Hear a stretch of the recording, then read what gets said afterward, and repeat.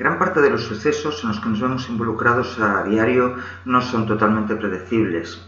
A veces nos sorprenden, para bien o para mal. Están en contra de las expectativas que teníamos previamente. Los seres humanos tenemos una enorme necesidad de explicar lo que sucede, de entender nuestro mundo, de entender por qué suceden las cosas, incluso por qué hemos tenido un éxito, por qué hemos tenido un fracaso. Así que los seres humanos continuamente nos estamos haciendo preguntas del tipo ¿por qué aprobé este examen cuando no lo esperaba? ¿O por qué lo suspendí? ¿O por qué no me saludó ayer mi amigo? ¿O por qué llegó el tren tarde cuando se supone que tiene que llegar a la hora? Por lo tanto, un suceso inesperado supone un conflicto cognitivo que tenemos que resolver de alguna manera. Y para ello lo que hacemos es poner en marcha un proceso de atribución. La atribución sería la representación que una persona tiene de la relación causal existente entre la conducta de alguien, incluido uno mismo, y los factores que pueden influir en dicha conducta y en sus resultados. Es decir, la atribución es la búsqueda de la respuesta a la pregunta ¿por qué? O dicho de otra manera, la atribución es el proceso por el que atribuimos causas a una conducta determinada, a una conducta que nos resulta inesperada. En principio no tenemos por qué buscar ninguna causa al hecho de que el tren llegue a su hora. Se supone que es lo que tiene que suceder, pero sí que necesitamos saber por qué no llega a su hora. Aunque uno de los primeros autores que estudió el proceso de atribución y que puso las bases teóricas en este campo fue Heiner, aquí vamos a estudiar el modelo de atribución de Weiner, porque es uno de los más conocidos y de los que más se utiliza actualmente. Weiner no está únicamente interesado en cómo hacemos atribuciones sociales, es decir, cómo atribuimos causas a la conducta de otros o de nosotros mismos, sino que además quiere aplicar su modelo de atribución a la motivación. Es decir, lo que le interesa a Weiner es ver cómo a partir de una conducta determinada de los otros o de nosotros mismos, esta conducta va a llevar a una situación de éxito o de fracaso, a la cual vamos a buscar unas causas determinadas. Dependiendo de cómo se realice este proceso de atribución, es decir, dependiendo del tipo de causas que le demos a nuestro éxito o a nuestro fracaso, vamos a tener unas consecuencias diferentes que a su vez van a influir posteriormente en cómo afrontemos otras situaciones semejantes en el futuro. Weiner propone 3 dimensiones para explicar las atribuciones que hacen las personas: localización, estabilidad y capacidad de control. Estas 3 dimensiones son esenciales para explicar tanto las atribuciones que hacemos de la conducta de los otros o de nosotros mismos, como también para explicar el tipo de motivación que va a resultar de estas atribuciones. La dimensión de localización también se denomina locus de control y puede ser interno o externo. La atribución va a ser interna cuando la causa se atribuye al propio sujeto. Por ejemplo, cuando un alumno dice que ha suspendido un examen porque ha estudiado poco o porque se le da mal esa determinada asignatura. En cambio, el locus de control va a ser externo, la atribución va a ser externa cuando las causas se atribuyen a algo que no depende del sujeto. Por ejemplo, el estudiante dice que ha suspendido porque el profesor es muy duro. La segunda dimensión que señala Weiner es la estabilidad. Los factores que influyen en el resultado de una conducta pueden ser estables o inestables. Por ejemplo, un alumno puede considerar que ha suspendido un examen por factores estables, como que se le da mal la asignatura o que el profesor es muy duro. En cambio, hay otros factores que son inestables, que cambian fácilmente. Por ejemplo, el alumno puede considerar que ha suspendido porque ha tenido mala suerte, algo intrínsecamente inestable. Por supuesto, estos factores también pueden ser positivos. También el estudiante puede considerar que ha aprobado porque ha tenido buena suerte. La tercera dimensión es la capacidad de control, que nos dice hasta qué punto tiene el individuo la capacidad de cambiar las causas que han producido la conducta y el resultado de esa conducta.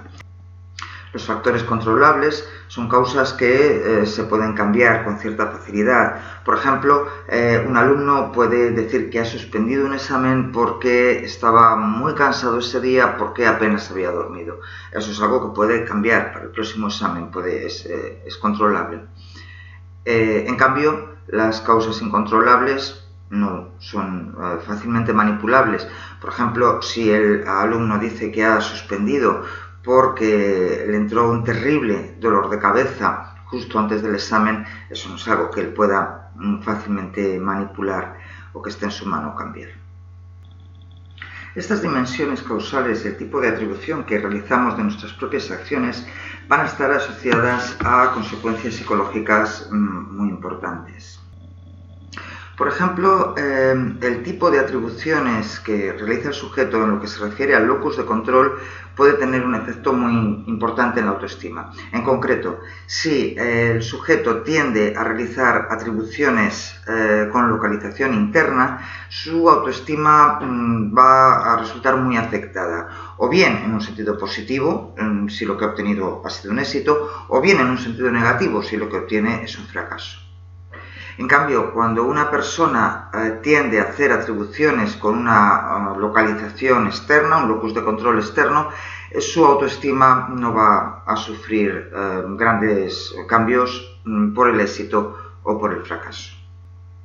Las atribuciones sobre la estabilidad, por su parte, van a influir en el mantenimiento o no de expectativas de logro futuro.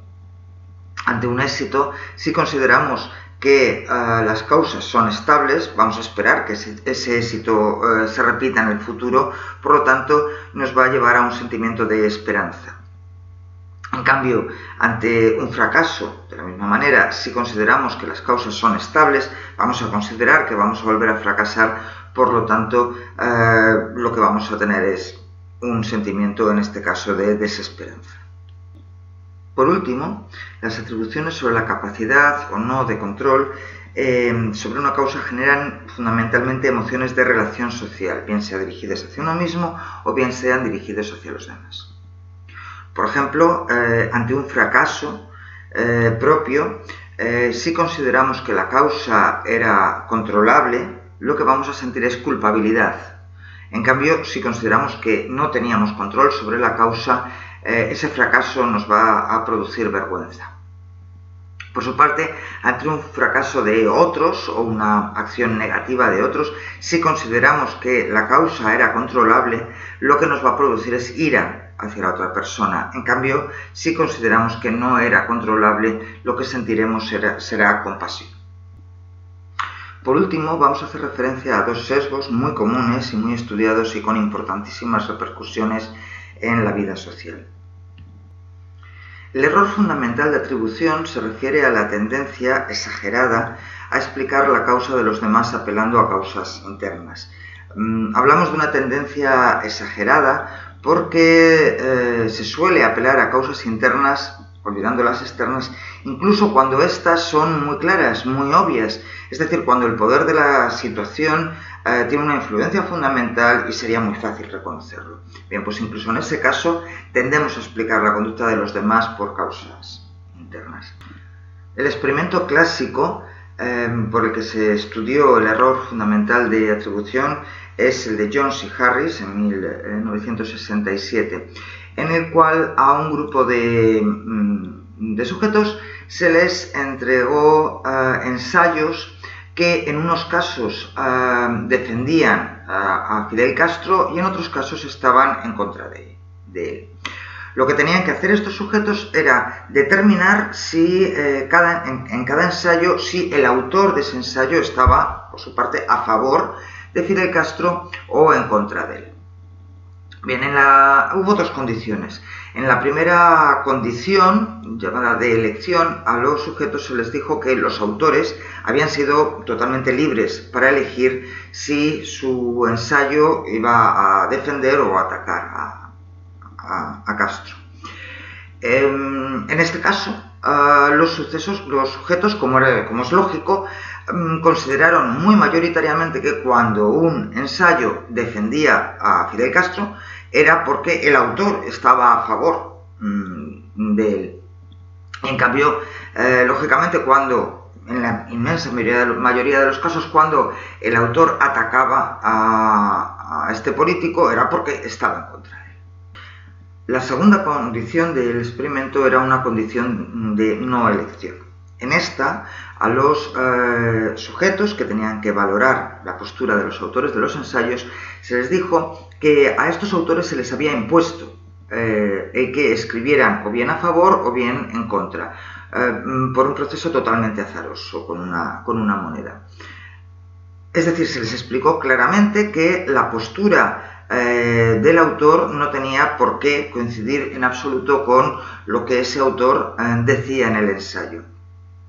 Pues bien, la sorpresa fue que las atribuciones que hicieron los individuos fueron muy semejantes a las que habían hecho en la primera condición. Es decir, a pesar de que se les había explicado claramente que el que un ensayo manifestara una postura a favor o en contra de Fidel Castro se debía únicamente al azar, aún así los individuos siguieron atribuyendo a los autores una postura semejante a la que de hecho defendían en los ensayos.